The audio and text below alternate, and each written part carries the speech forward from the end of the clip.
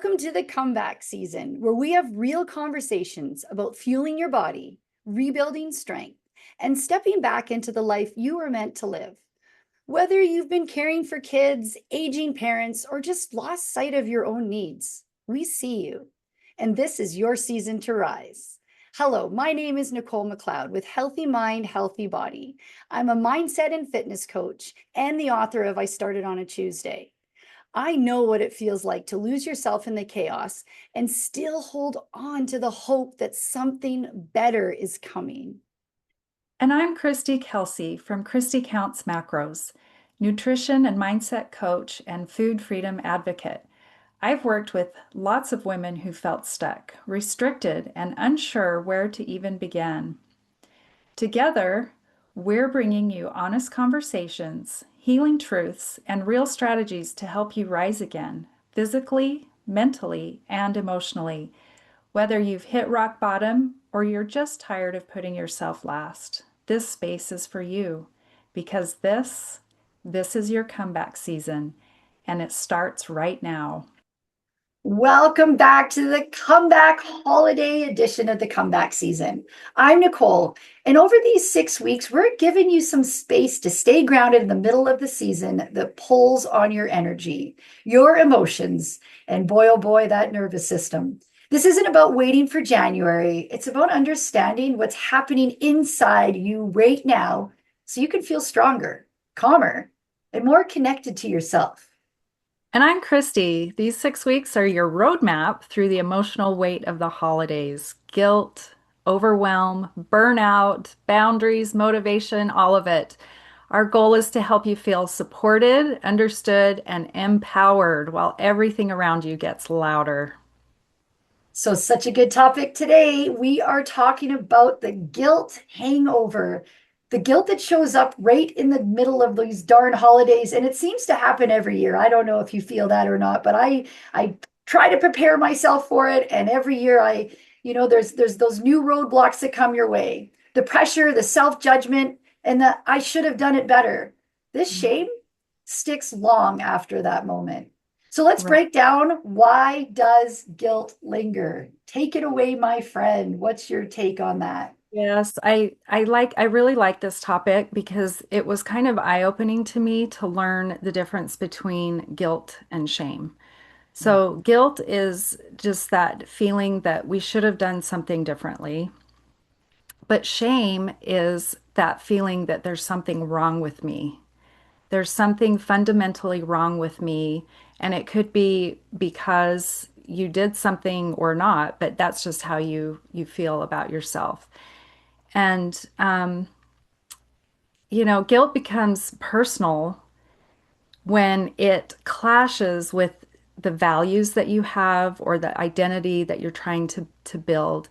So if you identify as someone who is controlled and regulated around food and you overeat, Mhm. that's going to cause those guilty feelings. It's So crazy. As it I was in a program last week, I was teaching a workshop, and that was our topic of conversation is how the guilt that comes from eating the bad food, how it can sabotage you that much more when you add that guilt or shame to it. yeah. So it's worse if you eat the cookie or eat the thing and then spend the next how many hours, days shaming yourself over it. What is it going to do? It's going to increase your cortisol levels. What's that going to do? It ain't working in your favor. Right? Yeah. Yes, and I actually really try to teach my clients to remove the good and bad labels from food because Yes. they're all made up of three macronutrients: fat, carbs, and proteins. Mhm. And just because you're eating something that's got more carbs in it and less protein doesn't necessarily mean it's bad. Um, you probably want to eat those things in moderation, but it's not bad, and it doesn't mean that you're bad. Just stop over analyzing it. And Yeah. I know it is absolutely a fine line between being intentional and aware of what you're doing, and that fine line of I still need to have fun, I still need to enjoy the holidays, but I still have to love myself enough to stay grounded and make sure I'm doing what I should be doing to take care of my body. But you absolutely need to remember that if you add on that extra element of pressure on yourself, it's going to make it that much harder. So, step one is have that plan. And the biggest thing is have that plan what you're going to do when you do sabotage. And I know we're broken records with this, but if you can take anything away from listening to these our holiday edition, it's that it's you can make it worse for yourself when you beat yourself up over it. Right. And even if you do plan and let's say you plan for a holiday dinner and you go into that holiday dinner and everything you planned goes out the window.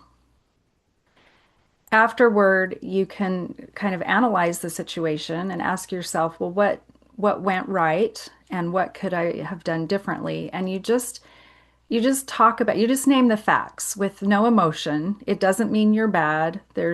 We don't need to feel guilty or shameful over this. Just analyze the facts like you were writing an essay or something. And then you can say, well, how can I do it differently next time so that it does work for me? And it might take some practice, but that's okay because you are starting to step into this new identity, this new person.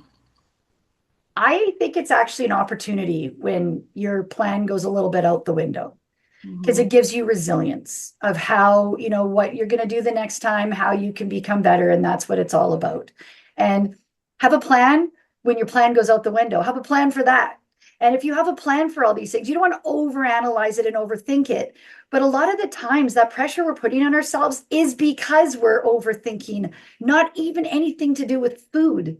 The Mhm. holidays are so stressful. I'm coming into a very difficult holiday where I really didn't understand before. When people said holidays for some, it's amazing, and holidays for others is very painful because of lost loved ones. And I will be dealing with that this year. So I have a whole different level of stress that I'm feeling that I never felt before. Mhm. So if that's you and you have all these other variables on the table, really put thought into that and give yourself grace over that alone and understand that, you know, you might not be in the best headspace. You might have eaten all those foods because you're coping with pain, right? Like what you just said, be aware of the why behind it. Because even if your plan fails, like I tell my clients, if you understand why you failed and what was happening for you in your head, for example, that good old amygdala, that's your fear, your anger, that's the network. Well, if that's going and then that one's overcrowding the rest of your brain, your logic mind, your prefrontal cortex, then you're not going to have that ability to make those logical decisions. So being mindful of that, of all these other feelings that come into play over the holidays, what is that doing to me as a whole? And you know what? Give yourself grace that sometimes in certain seasons of our life, we are surviving more than living. And if we're surviving, that's a whole other ball game too. Yeah. Um, One of the things with guilt is that some people, we've heard of fight or flight, but some people freeze. Yeah. And that often goes with guilt. And then, like, when we feel ashamed or disappointed in ourselves, our brains, they read that like it's a threat, not necessarily a physical danger, but like a social or emotional danger. And instead of fighting or running, some of us just shut down. We Mhm. go still, we avoid, we disconnect. That's the And it's procrastination. There's no yeah, doubt. yeah, it's not that we do that intentionally. Mhm. But it's a built-in survival response, and it's your body trying to protect you from feeling those negative feelings, so it pulls you inward. And that can look like isolation, like pulling away from social situations or not wanting to track your food or your workouts, avoiding conversations, feeling numb, all those things. And then when the guilt grows because you're frozen. And then that keeps the cycle going. And then there comes the negative self-talk. Hmm. And then that loop continues on, and we all know what that negative self-talk does. It overrides so much of our ability to stay grounded. And then we create all these other narratives in our head, and it just spirals from there. So if Yeah. you feel yourself in that situation over the holidays, my biggest advice is to write it down.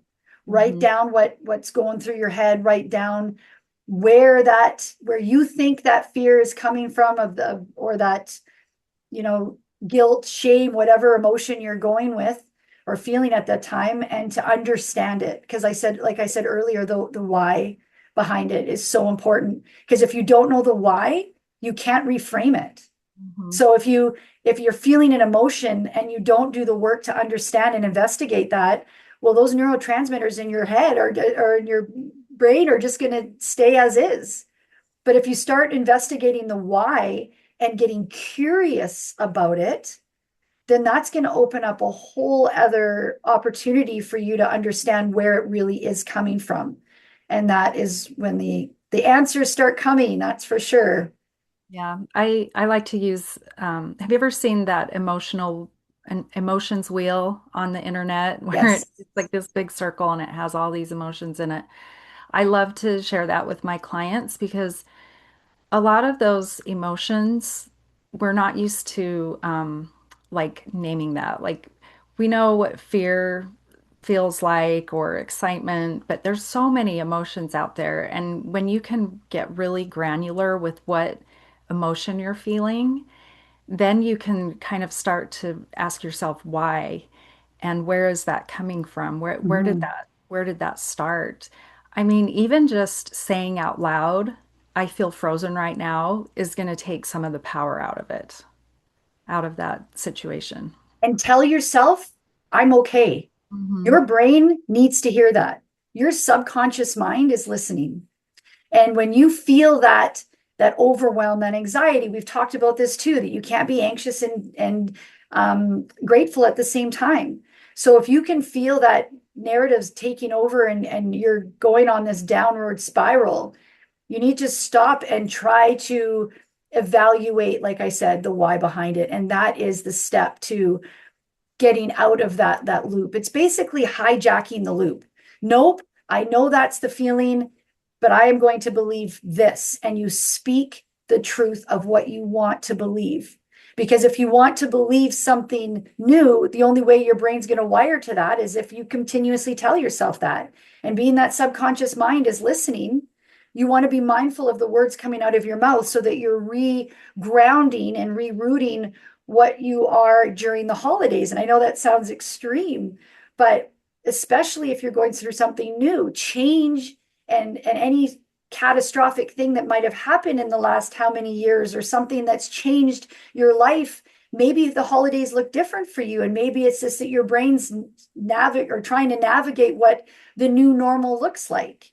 And Hmm. remember, if you haven't, let's say, worked out or eaten certain diets before, if anything's new, your amygdala is going to be like, oh my gosh, new means dangerous. No, Hmm. no, no, we don't want to do that dangerous thing. And then there you go in that loop. Yeah. Yeah, there's so much during the holidays that goes back to that inner critic and that voice in your head. And I like to tell people to watch out for negative thoughts during the holidays, anytime really. But there's different kinds of negative talk, but you want to be attuned to what's going through your mind. Watch for words like always. I always go off plan during the holidays. Mhm. I I never um, stick to my goals. That's right. Those are very negative things to say to yourself. I should be eating more protein. I should be going to the gym. Yeah. I overate this meal, so the whole day is ruined. Do you Yeah. hear those negative words in there? We want to be watchful of those and see if we can change things around so that it's a little more positive. And I like to say, ask yourself three questions when you have a repeated thought in your mind. Is it kind? Is it useful? Is it true? And if any one of those is a no, then don't say it to yourself. And like we've said before, if you wouldn't say it to a child, don't say it to yourself. Because that brain is listening and and it believes you. If Mm-hmm. you even, and isn't it funny how we do it? I did it the other day, telling myself something. I know in my head what I'm saying is not true, but Mm-hmm. I'm beating myself up because I'm so mad at myself for something. And then I sit back and think, all self-sabotage. Why was that necessary? Why did I have to put myself through the ringer because I made a mistake? Right? Yeah. We all do it. We all do it at some point. Yeah. And our final talking point, compassion, Mm-hmm. having compassion for yourself and for others. You know, it Yeah. was something I was thinking of the other day too, that there's always that center, I don't know, ringleader in a family that does all the dinners, that does all the things, that brings the families together. You know, if you're that person, reach out asking for help. You know, sometimes doing it all yourself is adding that extra holiday stress to your plate.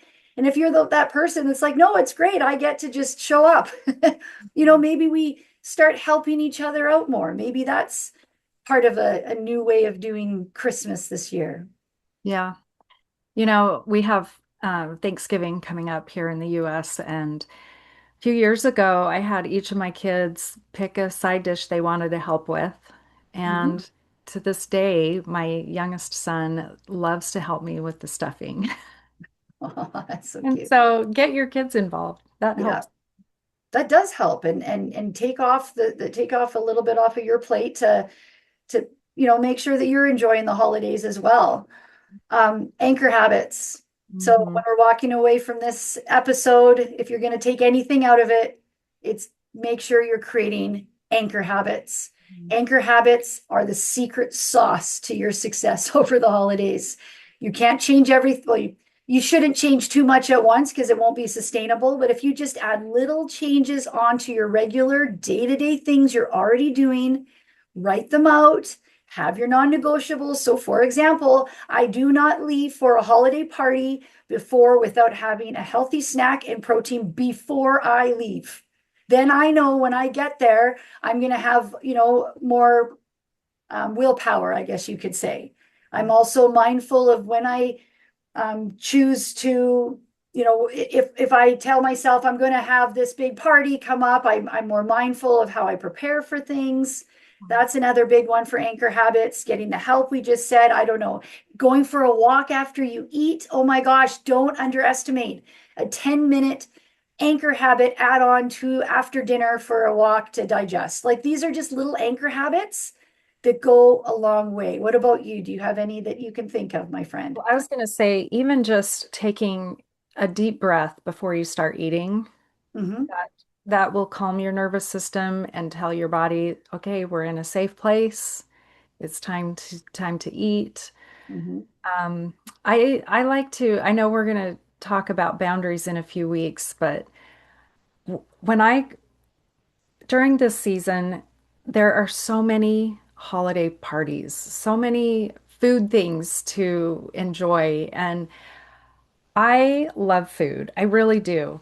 But I try to give myself a one plate rule. Not everybody's going to do that. That's a rule That's a that good one. helps me to kind of stay on track, but enjoy the food. So I go get what I want. I get my protein on there. I get my vegetables on there, and then whatever side dishes look good to me. And then I go sit down and I eat it, and that's it. I'm done. I'm not going back for seconds. I like that. That's a great anchor habit. That's really good. I'm actually going to suggest that to some of my clients because we were talking about that last night. So that's a great idea, my friend. And you know what? Think of your own anchor habits too. Put a little thought into it. What are little tweaks that I could make in my day that will allow me to still enjoy what I'm doing, but just add a little bit more discipline into that? Yeah. All right, so you and I put together some questions because one of the best ways for your brain to learn is to ask yourself questions to get your mind thinking of a different perspective. How much I wish I had this strategy in my head when I first became a parent, because that's what really it all is about, getting your kids to do things that they Mhm. may not want to do. So, a good way to change your brain and to change your mindset is to look at things from a different perspective through questions. So, these questions aren't just homework, they're how you break patterns. When you write your answers down, and if you have a pen and paper and it's safe to do so when you're listening to this, write it down. If not, save it for later. But your brain doesn't just hear insight, it stores it. This is where awareness turns into change. So let's take a moment, be honest with yourself with these answers too. And let's just dive into it. So, what meaning am I watching? Sorry, what meaning am I watching? No, let me try that for one more time. What meaning am I attaching to my choices that makes guilt feel so heavy? And why is it important to me to keep my health in mind as I get through the holidays? So, what meaning am I attaching to my choices that makes guilt feel so heavy? Why have I put this much pressure on myself? I like that one. You have anything to add to that? No, I've had so many holidays where, January comes and I just feel so physically Great. trashed. Yes, drained. And it's not just from the overeating, it's from all of the emotions. It's from carrying the load of trying to make the holiday nice for everybody else. Yeah. So much that happens during this time of year that it piles up. So there you go. That's a very good answer to the question I just asked. And so understanding, why do I feel this way? Hmm. And our second one, what emotional labor am I carrying that no one else sees? So what pressure am I putting on myself that isn't necessary? Is it kind? Is it true? Is Right? it helpful? Is it helpful? Yeah. What emotional labor am I carrying? How am I making this harder on myself? Really put some thought into that. And then our third one, what micro guilts drain me the most? I never actually really thought about that. What do I beat myself up for that hits me the most? I don't know. That's a good one, though. Yeah. And so when guilt hits, do I fight? Do I flight? Or do I freeze? What's my go to? Let's Mhm. talk about that. Why would that be important to know? Well, I think once you realize when you see these patterns and you recognize them Mhm. and you become aware of them, then it's easier to recognize them the next time and have a plan. That's right. Very, very important to recognize what your go to. And you know what? It might have changed over the years. Like my go-to was always fight my whole life. I would just try to control. And in the last 5 years, it's been freeze. Mm. That's definitely so. As you grow, as you change, as life changes, your response to things are going to change. So, another thing to even think about, why is that so? Why Yeah. is my reaction that way? And then our last one, what is one anchor habit that brings me back to safety? Because it sounds so silly to say my brain needs to feel safe. I, I I say it every time, and every time I just chuckle. But learning that it is that alone. Your brain needs to feel safe. Your brain will always predict because it needs to feel safe. It needs to know what's going on. And if you don't have answers for it, it is going to make up the answers for you. And they probably are not accurate. So, again, asking yourself, what is one anchor habit that brings me back to safety? What's that one negotiable I can create through that? So, I I like like that. it. Anything to add to those questions, my friend? I don't think so. I think those are some really good reflection questions. Awesome. Well, if this episode hit home, download your guilt detox guide. The worksheet and guided audio will help you. Sorry, my fault there. Here, we're editing this out, so that's great. But if this episode hit home, okay, we're definitely editing this out. This is okay. We're going to edit this out, but what are we giving them? I don't know. Okay, I'm just not, I'm just Guilt going to, detox guide. if this episode, We're going to give him these questions. This will be on episode, the episode description. okay, if this, okay, cut. If this episode hit home, download your guilt detox guide and it'll help. I can't read today, Christy. What? My computer just crashed. I can't. Can you do it? You have it in front of you? Cut. Sorry, Monica. We love you. Take a second and then you do the whole outro. I don't have it. Okay, so do you want me to say guilt detox guide? Yeah, so you're doing the outro. So if you have that outro, whatever you want to say. So we can put together a detox guide or Okay, I'm just those going to tell them to questions. share with A a friend. PDF. Call it PDF. If this episode hit home, we would love if you shared this with a friend. Next week, we're talking about nervous system burnout and how to feel grounded again during the busiest weeks of the season. Thanks for joining us on the comeback season. Thank you for joining us on the comeback season.